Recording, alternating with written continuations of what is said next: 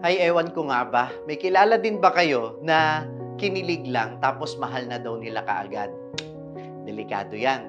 Kasi yung totoong pagmamahal, dapat nakabata yan sa pagkilala dun sa taong minamahal. Paano mo naman ipagkakatiwala ang buhay mo sa isang taong hindi mo kilala?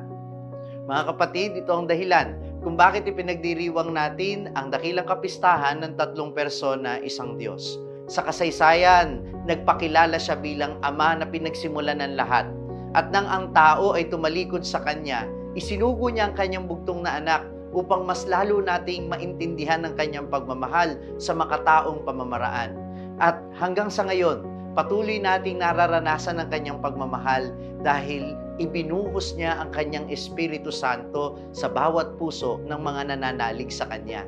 Kaya naman, patuloy nating kinikilala ang Diyos na unang nagmahal sa atin sa tuwing tayo'y nagdarasal, sa tuwing tinatanggap natin ang mga sakramento at sa tuwing binabasa natin ang salita ng Diyos. Ito ang ibig sabihin ng totoong pagmamahal.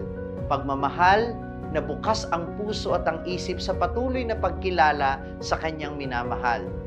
The more you know, the more you love. And the more you love, the more you know.